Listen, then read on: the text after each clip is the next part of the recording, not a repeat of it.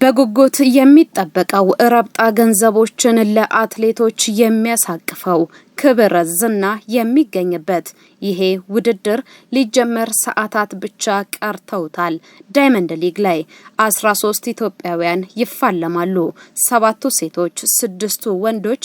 ለኢትዮጵያ ክብር ለነሱ ደግሞ ረብጣ ዶላር በቻይና ከትመዋል። ከ13 ደቂቃ በታች የሮጡ የወርቅ ሜዳሊያን በማጥለቅ የታወቁ በዚህ ውድድር ላይ ይካፈላሉ። ከሁሉ በላይ ቢኒያም መሐሪ በዚህ ውድድር ላይ ይሮጣል። ጽጌ ድጉማ፣ ብርቄ ሀየሎም ከተፋላሚዎቹ ተርታ ተሰልፋለች። ዳይመንድ ሊግ ሊጀመር ደቂቃዎች፣ ሰዓታት ብቻ ቀርተውታል። በየትኛው ሰዓት ይታያል? የትኛው ቻናል ላይ ይተላለፋል? ከኛ ጋር ከሆናችሁ በዝርዝር ትሰሙታላችሁ። ይኸው መረጃው። ዳይመንድ ሊግ በየሳምንቱ ይካሄዳል። የዚህ ሳምንት አዘጋጇ ልክ እንደ ሳምንቱ ሁሉ ቻይና ነች። ሺያሚን በተሰኘው ከተማዋ ላይ ነው የ2026 ሁለተኛውን ዙር የዳይመንድ ሊግ ውድድር ለማድረግ የተዘጋጀችው። በዚህ ውድድር ላይ ኢትዮጵያውያን አትሌቶች ይፋለማሉ። ትልቅ የሚጠበቁበት ውድድር ነው። በ3000 ሜትር መሰናክል ሴቶች የምንመለከተው ከቀኑ 8 ሰዓት ከ15 ደቂቃ ጀምሮ ነው። 5000 ሜትር ወንዶችን ደግሞ ከቀኑ 8 ሰዓት ከ52 ደቂቃ ላይ እንመለከታለን። የ1500 ሴቶች የሩጫ ውድድርን ከቀኑ 9 ሰዓት ከ13 ደቂቃ ጀምሮ መመልከት ትችላላችሁ ተብለናል። በዚህ እጅግ አጓጊ በሆነ ውድድር ላይ እነማን ይካፈላሉ የሚለውን በዝርዝር እንንገራችሁ። በወንዶቹ 5000 ሜትር ላይ 6 ኢትዮጵያውያን ናቸው የሚሮጡት። ለውድድሩ አሸናፊነት ቢኒያም መሐሪ ግምት ተሰጥቶታል። አዲሱ ይሁኔ፣ መዝገቡ ስሜ፣ ኩማ ግርማ፣ አብዲሳ ፈይሳ፣ ከኤርቤጃግ በውድድሩ ተጠባቂ አትሌቶች ናቸው ተብሎ ስማቸው በዝርዝር ወጥቷል። በሴቶች 1500 ሜትር የመጀመሪያ ውድድሯን ያሸነፈችው ብርቄ ሀየሎም ለተከታታይ ሁለተኛ ዙር አሸናፊነት ታጭታለች። ከብርቄ ሀየሎም ባሻገር ሳሮን በረሃና ወርቅነሽ መሰለም የግል ምርጥ ሰዓታቸውን በማስመዝገባቸው ጭምር ለአሸናፊነታቸው ተገምተዋል። በተመሳሳይ በ3000 ሜትር መሰናከል አለምናት ዋለ፣ ኬኛ ቱፋ፣ ፍሬዮት ገሰሰ በጂያሚን ይጠበቃሉ። የጂያሚን ውድድር ዓለም ይጠብቀዋል። ለምን ካላችሁ የኦሎምፒክ፣ የዓለም ሻምፒዮና፣ የኮንቲኔንታል ቱር ውድድሮች ላይ የሜዳሊያ አሸናፊ የሆኑ አትሌቶች በሙሉ ናቸው ለዳይመንድ ሊግ የተመረጡት። ክብረ ወሰንም ጭምር ማስመዝገባቸውን ተመልክተናል። ሳምንት በተደረገ ውድድር ከ1 እስከ 8 ያሉ ደረጃዎችን ጭምር በመያዝ ኢትዮጵያውያን ማሸነፋቸው ይታወቃል። የንጉሶች ፍልሚያ ነው። በተከታታይ ያሸነፉ አትሌቶች ናቸው የሚሮጡት። አጀብ ያሰኘ ሰዓትንም አስመዝግበዋል። ሰዓታቸውን እንመልከት። በነገራችሁ ላይ በዳይመንድ ሊግ ላይ ከሚሮጡ አትሌቶች መካከል 11ዱ ከ13 ደቂቃ በታች ሮጠው የገቡ ባለፈጣን ሰዓት ባለፈጣን እግር ባለቤት አትሌቶች ናቸው። የኢትዮጵያ አንበሶቹ ቢኒያም መሐሪ 12 ደቂቃ ከ45 ሰከንድ ከ93 ማይክሮ ሰከንድ ገብቷል። ኩማ ግርማ 12 ደቂቃ ከ46 ሰከንድ ከ41 ማይክሮ ሰከንድ አለው። አዲሱ ይሁኔ 12 ደቂቃ ከ49 ሰከንድ ከ65 ማይክሮ ሰከንድ አስመዝግበዋል። ሌላው ተፎካካሪ መዝገቡ ስሜ ነው። 12 ደቂቃ ከ49 ሰከንድ ከ80 ማይክሮ ሰከንድ ነው።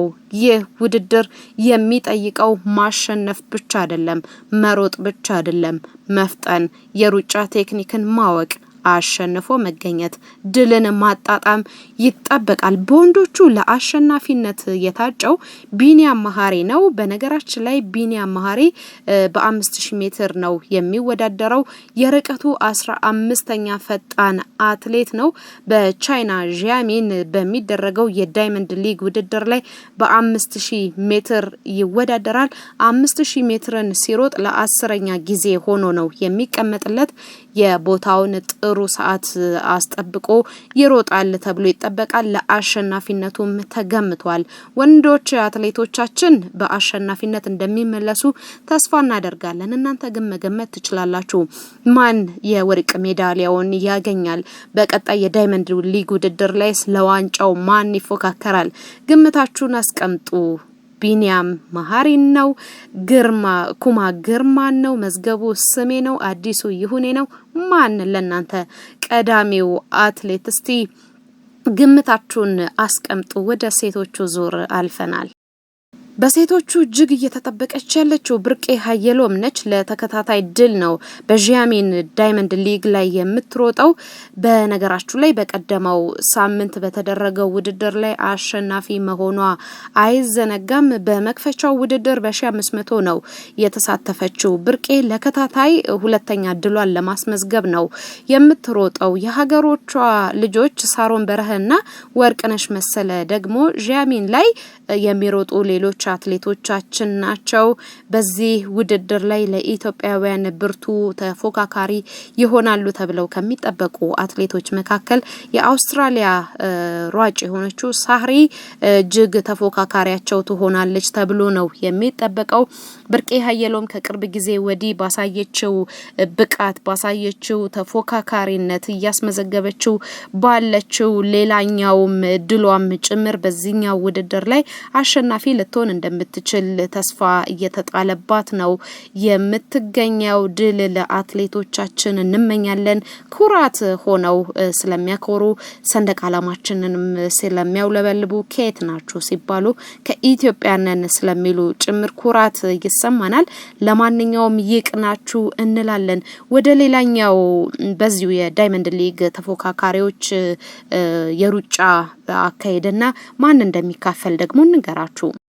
ጽጌ ድጉማ ልክ እንደ ብርቄ ሀየሎም ሁሉ በዚህኛው ውድድር ላይ ተሳተፋለች። ጽጌ ድጉማ በ1500 ሜትር ነው ለሁለተኛ ጊዜ የምትሮጠው። በቻይና ላይ ይነግሳሉ ተብለው ከሚጠበቁ አትሌቶች ተርታ ተሰልፋለች። ጽጌ ከቤት ውስጥ ውድድር ለመጀመሪያ ጊዜ ያደረገችው የ1500 ሜትር ውድድሯ ነው። 1 ደቂቃ ከ55 ሰከንድ ከ71 ማይክሮ ሰከንድ በመሮጥ ነው የገባችው። ጽጌ ድጉማ በ800 ሜትር ላይ ስትሮጥ ነው የምናቃት። አሁን ደግሞ ወደ 1500 ሜትር መታ 800 ላይ ያዳበረችውን ብቃትና ፍጥነት በዚህኛው ውድድር ላይ ደግሞ አቅሟን አስተባብራ እየተከተለች ነው የምትገኘው። ጽጌ ድጉማ እንደምታስታውሱት የኦሎምፒክ የብር ሜዳሊያ ባለቤት ነች። የዓለም ሻምፒዮና ላይ ያሳየችውን ድንቅ ብቃት ማንም የሚዘነጋው አይደለም። ለዚህኛው ዙር ደግሞ 1500 ላይ ክስተት ትሆናለች ተብሎ ይጠበቃል። ዳይመንድ ሊግ ማለት ትንሽ ውድድር አይደለም።